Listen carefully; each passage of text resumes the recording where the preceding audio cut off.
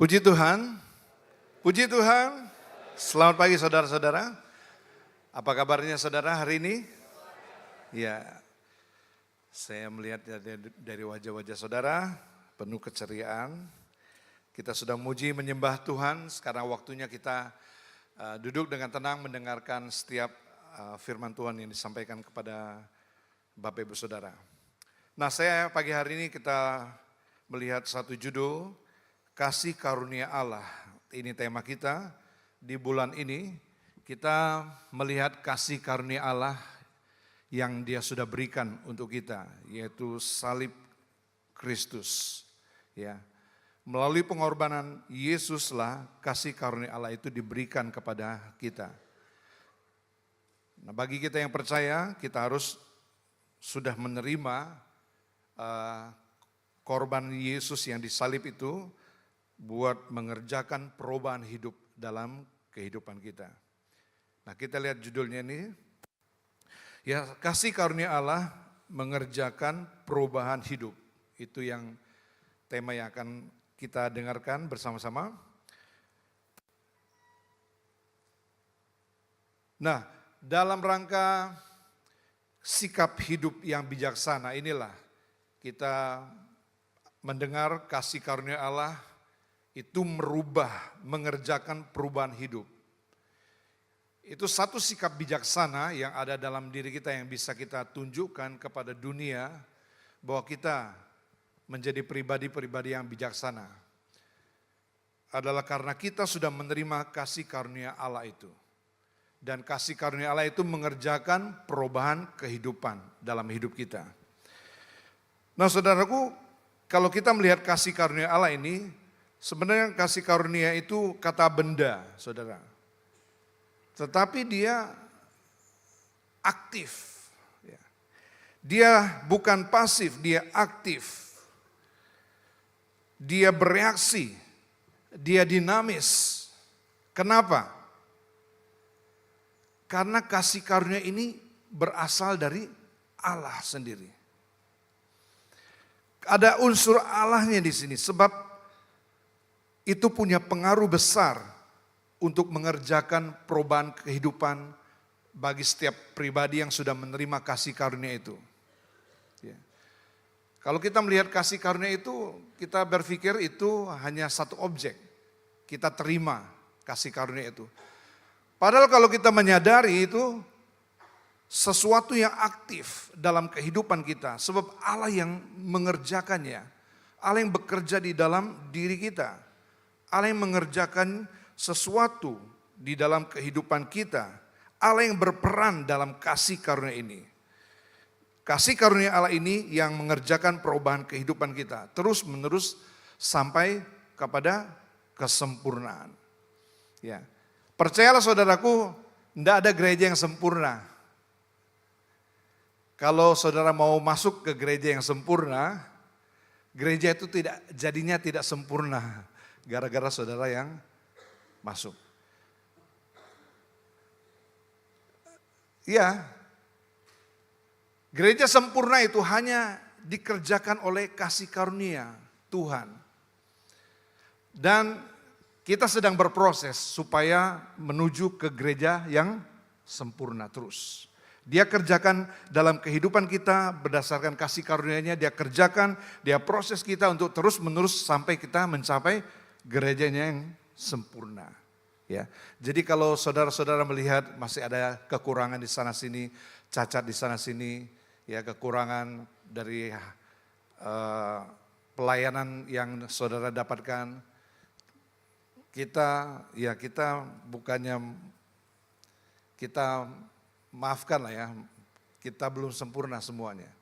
Tapi kita berusaha terus, bekerja terus, sampai kasih karunia itu terus bekerja dalam kehidupan kita mengerjakan ke arah sempurna. Nah, mari kita melihat ayat pokok kita Efesus 2 ayat 1 sampai 10. Efesus 2 ayat 1 sampai yang 10. Kita melihat ayat ini ayat per ayat.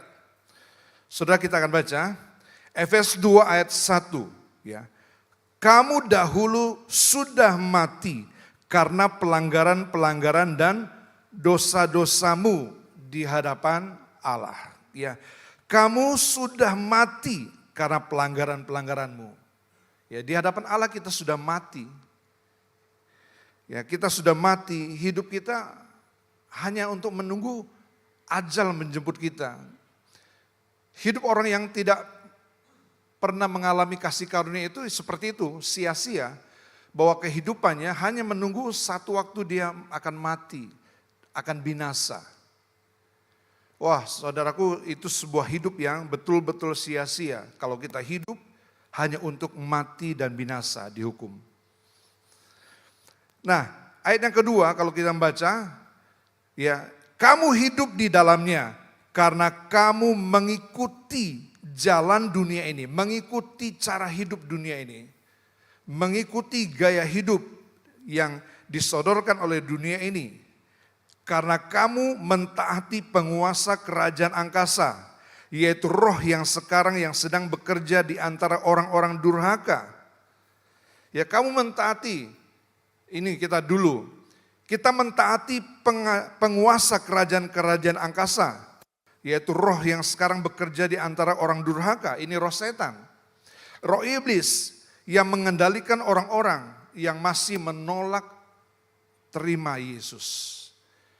Inilah cara hidup, gaya hidup dunia ini yang mengendalikan, saudaraku, orang-orang yang masih menolak untuk percaya kepada Yesus.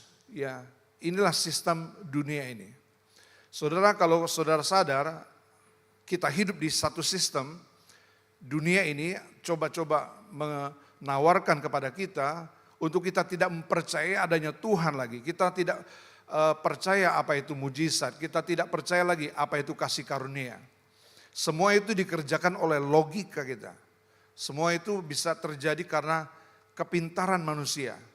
Nah, itu satu sistem yang coba ditawarkan oleh dunia ini untuk menggantikan pemahaman kita akan karunia Tuhan yang kita terima, yang terjadi pada saat ini sekarang. Saudara orang-orang percaya kepada Kristus, kepada Yesus, ya, itu berusaha digagalkan oleh sistem dunia ini. Ya, buat apa percaya kepada Tuhan? Nah, ini yang dikatakan di 2 Korintus 10 ayat 4 dan 5. Ya, sistem dunia yang menentang pengenalan akan Allah. Nah, ayat yang ketiga, sebenarnya dahulu kami semua juga terhitung, termasuk Paulus. Ya, Paulus juga terhitung di antara mereka. Paulus adalah penulis kitab Efesus ini. Sebenarnya dia katakan, dahulu kami juga semua juga terhitung di antara mereka ketika kami hidup dalam hawa nafsu daging, menuruti kehendak daging dan pikiran kami yang jahat. Pada dasarnya kami adalah orang-orang yang harus dimurkai sama seperti mereka yang lain. Inilah kehidupan lama kita. Ya, kehidupan lama kita sudah berbuat dosa, melanggar pelanggaran yang kita buat. Dahulu kamu mati sudah. Alkitab katakan, kamu dahulu sudah mati di hadapan Allah dengan cara hidup kita yang sia-sia. Lihatlah, sekarang kita baca ayat yang keempat. Inilah kasih karunia itu. Ya, ayat yang keempat, tetapi Allah yang kaya akan rahmat. Allah yang kaya dengan rahmat. Itu sebabnya dia bisa memberikan karena dia kaya, dia terlalu kaya. Dia tidak bisa dibandingkan kekayaan yang dia miliki. Dia bisa memberikannya dengan bebas kepada siapapun. Semua manusia pun dia berikan. Dia kaya akan rahmat ini. Ya, rahmat ini adalah belas kasihan Tuhan, kemurahan hati dan pengampunan Tuhan. Itu termasuk rahmat. Ya. Dia kaya oleh karena kasihnya yang besar yang dilimpahkannya kepada kita. Itulah kasih karunia. Kita tidak layak terima. Ya, kita tidak layak menerima kebaikan Tuhan. Tapi dia berikan tanpa syarat. Ya, dia berikan kepada kita dengan secara gratis. Nah, ayat yang kelima, telah menghidupkan kita bersama-sama dengan Kristus. Sekalipun kita telah mati oleh kesalahan-kesalahan kita. Lihatlah, kita telah mati oleh kesalahan-kesalahan kita. Oleh karena kasih karunia kamu diselamatkan. Nah, sadar nggak kita? Kalau kita menyadari, wah, hidup sekarang ini adalah hidup karena kasih karunia Tuhan. Dosa-dosaku tidak terampuni. Karena pengorbanan Kristus di atas kayu salib yang kita nikmati pagi hari ini dengan tubuh dan darah ini, kita dilayakkan. Ya, kita diampuni, kita beroleh kasih karunia daripada Tuhan. Dan diselamatkan, oleh karena kasih karunia kamu diselamatkan. Ayat yang ke-6, dan di dalam Kristus Yesus ia telah membangkitkan kita juga, ia telah membangkitkan kita. Itu juga kasih karunia Tuhan. Ya, dan memberikan tempat bersama-sama dengan Dia di mana? Siapa yang bisa mengangkat kita sampai ke sorga? Orang yang tidak berlayak itu sampai bisa masuk ke dalam kerajaan sorga. Kalau bukan Tuhan yang mengerjakannya lewat kasih karunia ini. Dia melayakkan kita untuk ada di sorga. Wow. Supaya ayat yang ke-7, pada masa yang akan datang, sekarang ini. Ya, supaya pada masa yang akan datang, ia menunjukkan kepada kita, apa? Kekayaan kasih karunia yang melimpah-limpah. Wow. Apa artinya ini? Masih ada lagi kasih karunia Tuhan yang Dia bisa berikan kepada saudara-saudara. Masih ada kasih karunia yang saudara bisa nikmati karena keselamatan yang kita sudah terima itu. Masih ada lagi kasih karunia itu. Wow, begitu kaya Dia, begitu melimpah kasih karunia-Nya. Sesuai dengan kebaikannya terhadap kita dalam Kristus. Ayat yang ke-8. Sebab karena kasih karunia kamu diselamatkan oleh iman. Ini perhatikan. Oleh iman kita diselamatkan. Bukan hasil usahamu tetapi pemberian Allah. Ya, bukan hasil usahamu tetapi pemberian Allah. Bukan hasil pekerjaanmu. Bukan hasil usahamu. Itulah pemberian yang kita terima. Sama sekali bukan hasil pekerjaan kita. Jangan ada orang yang memegahkan diri. Jangan ada orang yang sombong. Ya, kita semua harusnya rendah hati ya. Semua kita harusnya rendah hati. Kita tahu hidup ini kasih karunia Tuhan yang kita terima. Apa? Semua. Ya. Nah, ayat yang ke-10 ini, perhatikan ayat yang 10. Karena kita buatan Allah. Ya, dilanjutkan dari ayat yang ke-8, ayat yang ke-9, ayat yang ke-10. Karena kita ini buatan Allah diciptakan dalam Kristus Yesus untuk melakukan nah, pekerjaan baik yang kita lakukan itu bukan kita mampu, kita sengaja bisa melakukan perbuatan baik. Itu Allah mengerjakannya di dalam diri kita. Kalau kita sadar kasih karunia itu bekerja dalam diri kita, ada hal yang baik yang semestinya itu kita lakukan. Ya. Semestinya itu kita perbuat untuk saudara-saudara kita yang lain. Ada perubahan hidup, ini dikatakan ada perubahan, satu perubahan hidup. Kita buatan Allah diciptakan dalam Kristus Yesus, semua buatan Allah tentunya. Tetapi diciptakan dalam Kristus Yesus itu lahir baru. Itulah kasih karunia Tuhan yang Allah berikan kepada diri kita, satu perubahan hidup. Yang dipersiapkan Allah sebelumnya. Inilah yang dikerjakan oleh kasih karunia itu. Ia mau supaya kita hidup di dalamnya. Ya, kita tinggal hidup di dalamnya. Kita tinggal kerjakan apa yang menjadi kehendaknya. Kalau kita mau tentunya.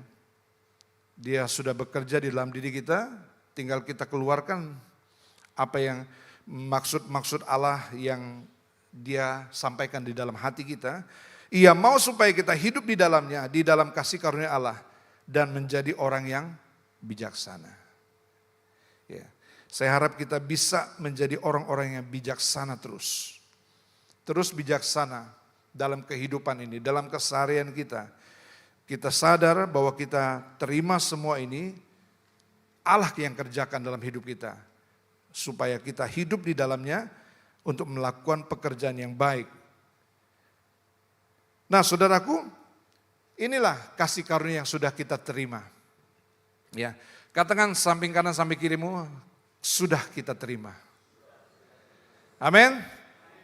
Sudah kita terima. Artinya sudah itu benar-benar kita sadar, semua ini kasih karunia Tuhan. Kalau bukan Tuhan, ya, kalau bukan kita terima dengan iman kita pasti binasa. Kita semua hanya hidup untuk mati. Tetapi sekarang hidup kita berguna bagi Tuhan. Ya. Kita yang sudah diselamatkan, kita untuk apa lagi kita hidup di dunia ini? Ya. Untuk tujuan makan minum. Hidup itu hanya untuk makan minum. Pak Gideon sampaikan Jumat kemarin di doa raya. Manusia hidup itu butuh memang. Tapi bukan itu yang penting. Bukan itu. Tubuhmu itu lebih penting. Ya, kehidupanmu itu lebih penting daripada makanan, minuman, dan pakaian. Semua yang dikenakan dalam kehidupanmu. Nah, kita harus perhatikan benar-benar. Nah, kita lihat arti kata anugerah ini. Arti kata kasih karunia ini. Nah, dalam bahasa Yunani dikatakan charis, dalam bahasa Inggris grace. Jadi grace ini mengerjakan perubahan kehidupan kita. Ya, kita sadari ada grace, ada anugerah, ada pemberian cuma-cuma, pemberian ini gratis, kita tidak perlu bayar. Ya, ada kemurahan yang kita tidak layak terima, kita terima ini semua sebagai satu bentuk anugerah Tuhan, pemberian daripada Tuhan. Nah, kita lihat anugerah pertama. Ya, anugerah ini pemberian khusus yang kita tidak duga. Ya, satu pemberian. Dikatakan tadi kita sudah melihat ayat yang pertama di Efesus, kamu dahulu sudah mati. Kita sudah mati karena pelanggaran dan dosa kita. Kita dikuasai roh iblis. Hidup hanya menunggu kematian. Tiba-tiba kita dapat kabar sukacita. Ya, kabar sukacita. Apa kabar sukacita itu? Kita dapat pengampunan. Kita dapat pengampunan. Harusnya kita orang yang sudah divonis. Kita sudah divonis. Tunggu hukuman jatuh. Ya, tunggu eksekusi. Tetapi tiba-tiba kita dapat kabar. Wah, penghukumanmu tidak jadi. Eksekusimu tidak jadi. Senang gak dengarnya? Orang-orang yang pernah berurusan dengan hukum. Ya. Wah, itu satu kabar sukacita, sudah stres berat di pengadilan, ketemu hakim, ketemu jaksa, penuntut, memvonis apa yang harus terjadi atas kehidupan kita. Tiba-tiba dikatakan kita mendengar tidak jadi, ya, dibatalkan. Wow.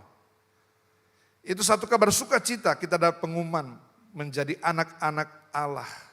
Ya, kita sekarang dapat pengampunan dan diangkat menjadi anak-anak Allah. Nah, seperti itulah anugerah. Ya, pemberian cuma-cuma atau gratis atau tidak perlu bayar, tanpa syarat. Bisa nih, enggak bayar. Oh, saudaraku, ada yang bayar.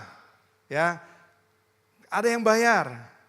Saudara jangan berpikir enggak ada yang bayar kasih karunia itu. Ada yang membayarnya buat saudara. Enggak ada kata amin? Saya udah dengar kata amin. Ada yang bayar. Kasih karunia itu ada yang bayar. Sehingga kita bisa gratis terima itu tanpa syarat. Kita baru tahu belakangan. Oh, ada yang bayar rupanya. Ya. Seperti kita mau beli di Manaim Manaim Corner. Kita sudah ngantri, kita mau bayar. Rupanya dompet ketinggalan gitu. Di belakang kita ngomong, saya yang bayar, sudah saya yang bayar. Dosa mikir. Oh, saudaraku, itulah yang dikerjakan kasih karunia. Kita tidak usah bayar. Ini gratis buat kita. Ini kemurahan yang kita tidak layak, kita harusnya dihukum. Seperti Rasul Paulus, itu tidak layak Rasul Paulus. Siapa dia? Dia penganiaya jemaat, dia tukang bunuh orang Kristen pada gereja mula-mula. Dia aniaya, dia cari orang-orang Kristen. Di rumah sekalipun dia tangkap, dia seret keluar untuk dihukum, untuk dihukum mati pada zaman gereja mula-mula. Nah ini saudaraku, kita termasuk orang yang harus dimurkai sama seperti yang lain, kata Paulus tadi. Tetapi Yesus datang, dia bawa pengampunan. Dia katakan, I love you. Aku mengasihimu. Aku mengasihimu. Kamu tidak layak memang. Aku mengasihimu. Nah inilah kasih karunia Tuhan. Ya, kalau kita melihat apa saja kasih karunia Tuhan itu, nih, yang pertama adalah keselamatan, itu kasih karunia Tuhan. Kasih karunia Allah yang bekerja dalam kehidupan kita, itu anugerah dasar. Yang kedua adalah pembenaran. Ini kita dinyatakan benar di hadapan Allah. Kita tidak berani ngaku benar, tetapi firman Tuhan bilang kita bisa dibenarkan. Oleh karena darah Yesus kita dibenarkan. Ya, inilah Roma 3 ayat yang ke-24, pembenaran dinyatakan benar di hadapan Allah. Yang ketiga, pengudusan. Pengudusan ini kita juga terima, kita tidak bisa tiba-tiba jadi kudus, jadi orang kudus maksudnya. Kita datang ke gereja, oh ya aku sudah kudus. Ataupun pulang dari gereja kita jadi orang kudus. Kita nggak bisa bikin kita jadi kudus. Kita jadi kudus hanya oleh karena iman percaya kita kepada ini. Kepada firman Tuhan. Kita dikuduskan. Kita tinggal terima dengan iman, karunia Roh Kudus, kemampuan untuk melayani. Ini juga kita terima dengan iman. Ini kasih karunia Allah juga. Dan kekuatan di saat lemah, itu juga saudaraku tiba-tiba, tidak tahu kenapa, saudara ada perasaan, saudara hancur hati, nangis, ingin bertobat, ya. Tuhan kerjakan proses pertobatan secara cepat mungkin saudara bertobatnya. Dan saudara rindu melayani Tuhan. Siapa yang bisa kerjakan itu saudaraku? Kalau bukan Tuhan yang membuat kita mampu, kuasa Allah yang bekerja di saat kita tidak mampu. Itu benar-benar satu kemurahan Tuhan untuk kita, ya. Kekuatan pada waktu kita lemah. Pada waktu kita lemah harusnya kita tidak kuat. Harusnya kita bersungut-sungut. Harusnya kita mempersalahkan orang lain. Pada waktu kita tidak kuat, kita lagi lemah. Itu alasan yang paling tepat untuk kita mempersalahkan. Mempersalahkan orang lain, mempersalahkan siapapun di rumah kita. Kita bisa mempersalahkan. Tapi tiba-tiba ada kekuatan dari mana kita tidak tahu. Itulah dari Tuhan, kekuatan dari Tuhan. Kita bisa kuat itu karena Roh Kudus, karena Roh Tuhan, Roh yang bekerja di dalam diri kita, kita dimampukan. Ya, 2 Korintus 12 ayat yang ke-9 kalau saudara bisa baca nanti di rumah. Yang ke-6, hak istimewa. Kita juga dapat hak istimewa sebagai anak-anak Allah. Ya, kita dapat hak istimewa ini, kita terima dari mana kita terima? Kita terima semua dari Tuhan. Kita bisa menjadi anak-anak Allah. Anak Allah itu apa artinya? Kita dapat akses memanggil dia sebagai Bapa kita. Memanggil dia sebagai Abba Bapa. Memanggil dia sebagai Tuhan. Memanggil dia sebagai Juru Selamat. Kita dapat akses saudaraku. Ya, kalau anak dapat akses saudaraku, ini wah luar biasa. Ini anak saya baru pulang dua-duanya. Ya. Saya berpikir, wah, ketika mereka di luar, mereka harus susah-susah. Susah-susah apa? Minimal makan susah, minimal apa? Cuci baju susah. Ya. Pulang ke rumah, saudaraku, dia dapat hak istimewa. Dia bisa pakai kendaraan yang saya miliki, dia bisa menikmati bikin masakan mamanya nggak usah beli. Mereka bisa, wah dapat akses itu sebagai anak, ya. Wih, bahagia kita sebagai anak Allah. Saudara bahagia? Saudara bahagia? Saudara anak-anak Allah. Dari mana kita terima ini? Dari iman kepada firman Allah ini. Nah, saudaraku saya tulis ini dan lain-lain. Ada tulisannya dan lain-lain? Coba ditampilkan. Nah, dan lain-lain. Berarti apa dan lain-lain ini? Masih begitu banyak kasih karunia Allah yang tentunya perlu kita sadari. Kalau kita nggak sadari, misalnya, ya kita katakan biasa orang, kita mendengar orang berkata, oh aku ada sebagaimana aku ada itu karena kasih karunia Tuhan. Itu anugerah Tuhan buat diriku. Nah itu hanya orang yang menyadari bahwa kasih karunia dia terima. Orang yang tidak sadar, oh aku bisa hidup sekarang karena aku bekerja, aku punya uang. Aku punya segala sesuatu yang bisa aku nikmati. Itu hasil kerja kerasku, itu dari kepintaranku. Kalau kita tidak menyadari semua itu. Tapi sesungguhnya kalau kita menyadari, kita sadar semua apa yang kita terima dari ujung kepala kita sampai telapak kaki kita. Itu semua kasih karunia Tuhan. Saya tidak dengar kata amin. Haleluya. Ya, cuma sadar nggak kita? Nah, saudaraku, sekarang kita lihat, bila kita memahami, ya kita masuk ke dalam poin utamanya. Inilah, kalau saudara sadar, saudara paham, oh iya. Kalau kita nggak sadar, banyak kesalahpahaman dalam kekristenan yang kita salah sangka, yang kita jadi pegangan kita. Kalau kita nggak paham, kalau kita nggak sadar bahwa hidup itu adalah kasih karunia Tuhan. Yang pertama, bila kita memahami akan ada perubahan, itu dikerjakan oleh kasih karunia Tuhan. Akan ada perubahan. Yang pertama adalah kita bisa hidup dengan rendah hati. Masih ada yang sombong di sini? Masih ada yang sombong di sini? Kalau kita sadar, wah, terima kasih Tuhan. Kita bilang terima kasih Tuhan aja, kita sudah dengan penuh kesadaran kita tahu kita ini siapa. Kalau kita memahami ini, kita pasti alami rendah hati. Jangan ada orang yang memegahkan diri, tadi dikatakan. Jangan ada orang yang memegahkan diri. Menyadari bahwa semua yang kita miliki adalah pemberian Allah, bukan hasil usaha kita sendiri. Kita rendah hati. Kita tidak lagi membandingkan diri kita dengan orang lain. Ya, jangan membandingkan diri kita dengan orang lain. Itu kutuk perbandingan. Kalau kita membandingkan diri kita dengan orang lain, kita sudah kena kutuk perbandingan. Jangan bandingkan diri kita dengan orang lain. Bandingkanlah dirimu dengan dirimu sendiri. Maksudnya apa? Bandingkanlah dirimu dengan apa yang sudah kamu lewati. Bukan bandingan dengan orang lain. Kalau saudara merasa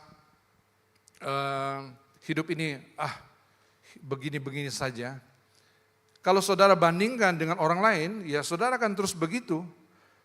Kalau saudara harusnya bandingkan dengan diri kita sendiri. Apa yang sudah kita alami pada hari ini, ada nggak kemajuannya? Itu baru tepat, perbandingan yang tepat. Perbandingan yang Tuhan inginkan. Nah, tetapi kita tidak membandingkan diri kita dengan orang lain karena semua orang setara di hadapan Tuhan. Ya, semua orang setara di hadapan Tuhan. Semua manusia berdosa, semua butuh kasih karunia Tuhan. Kalau kita membandingkan diri kita, jangan bandingkan dengan orang lain. Bandingkanlah dengan diri kita sendiri. Dan bandingkanlah dengan kasih karunia Tuhan. Ya, bahwa Tuhan melihat semua manusia itu di hadapan Tuhan semuanya sama, semuanya sudah berdosa.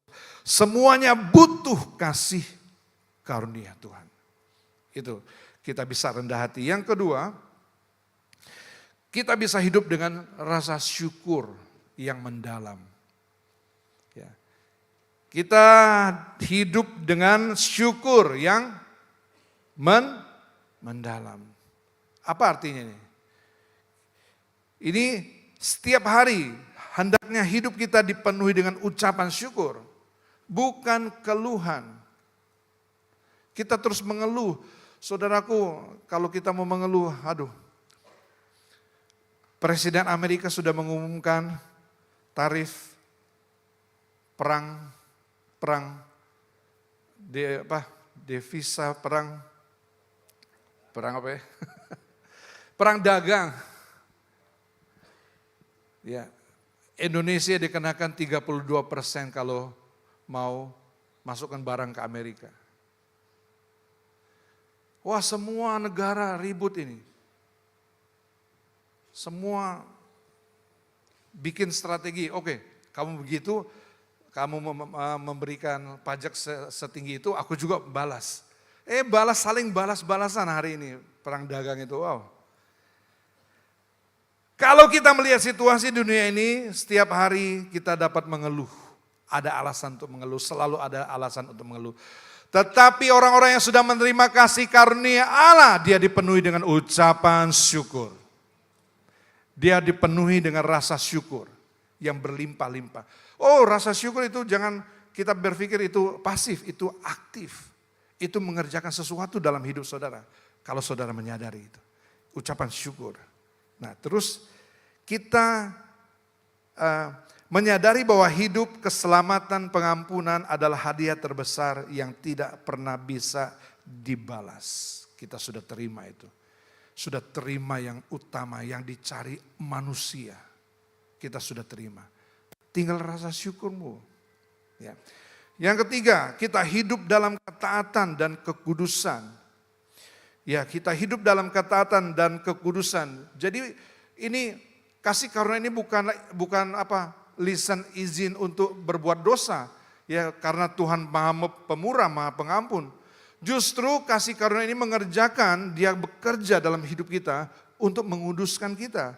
Terus membuat kita taat dan menjadi kudus. Kalau kita baca Titus 2 ayat 11 dan 12, coba kita baca Titus 2 ayat 11 dan 12. Titus 2. Kita baca. Karena kasih karunia Allah yang menyelamatkan semua orang sudah nyata. Ya, kasih karunia Allah yang menyelamatkan kita sudah nyata diberikan. Terus ayat 12. Nah, ia mendidik kita supaya kita meninggalkan kefasikan. Itulah yang dikerjakan kasih karunia. Dia bukan hanya tidak aktif ya, kita sengaja bikin dosa, dia diam. Tidak saudaraku, dia akan bekerja dalam hidup kita kalau memang saudaraku menyadari ada kasih karunia Tuhan dalam kehidupan kita. Dia tegur kita, dia sadarkan kita sampai kita benar-benar sadar dan bertobat, berubah. Ya. Ia mendidik kita supaya kita meninggalkan kefasikan dan keinginan-keinginan dunia dan supaya kita hidup bijaksana, adil dan beribadah dalam dunia sekarang ini. Itu yang dikerjakan oleh kasih karunia. Yang keempat, kalau kita sadar, kita mengampuni dan mengasihi sesama. Itu jadi mudah mengampuni orang lain, mengampuni sesama. Ya, Kolose 3:13. Karena kita telah menerima pengampunan yang begitu besar, kita menjadi mudah untuk mengampuni orang lain. Mudah. Mudah, katakan mudah. Mengampuni orang lain. Kalau kita sadar, kita akan berubah. Tidak menyimpan kepahitan sebab kita sadar betapa kita sendiri telah diampuni. Yang kelima, hidup dalam damai dan pengharapan. Oh, ada damai sejahtera, sukacita. Sebab oleh Dia kita mendapatkan jalan masuk kepada Bapa dalam satu roh, yaitu roh kasih karunia ini. Roma 5 ayat yang kedua. Nah, saudaraku, kita tidak hidup dalam rasa takut atau hukuman karena kita tahu bahwa Allah telah mengasihi kita, menerima kita. Hubungan kita bukan transaksional. kita bikin baik, baru Tuhan itu jadi baik. Tetapi hubungan relasi, kita punya relasi, hubungan yang akrab. Ya, kita sadar kita tidak mampu, justru kita harusnya belajar kita tidak mampu melakukan kesalahan, kejahatan. Kalau kita sadar kasih karunia itu tinggal dalam hidup kita. Punya pengharapan kekal karena kasih karunia membawa kita masuk ke dalam janji keselamatan kita. Kita punya satu pengharapan, hidup itu tidak sia-sia lagi. Kita hanya bekerja di dunia ini hanya untuk makan minum sekedar, untuk menyatakan, bersaksi tentang Kristus itu, menyatakan kemuliaan Tuhan yang bercahaya atas kehidupan kita. Nah yang terakhir sekali, kita lihat, ini kasih karunia. Kasih karunia itu adalah seperti oksigen rohani. Kita semua tarik nafasnya, 1, 2, 3 tarik nafas. Kita butuh oksigen, betul? Kita butuh oksigen, kita tidak bisa hidup tanpa oksigen, tanpa O2. Itu diberikan secara cuma-cuma. Bayar enggak? Bayar enggak? Kalau kita bayar, duit berapapun yang kita punya habis. Coba kita tarik nafas lagi, 1, 2, 3. Haleluya, puji Tuhan. Bisa katakan haleluya? Nah, tapi kalau jika disia-siakan, O2 ini bisa jadi CO2. Apa itu? Ya, dia jadi karbon dioksida. Ya, kita memang butuh karbon dioksida, tapi kadarnya cuma sedikit untuk peredaran darah kita. Tetapi kalau dia jadi CO2, kalau di dalam ruangan mati kita, itulah orang yang menyia-nyiakan kasih karunia Tuhan. Kalau saudaraku sudah terima kasih karunia Tuhan, mari kita 2 Korintus 6 ayat yang pertama, kita terhubung dengan Tuhan. Teruslah terhubung dengan Tuhan, jangan sampai kasih karunia itu menjadi sia-sia.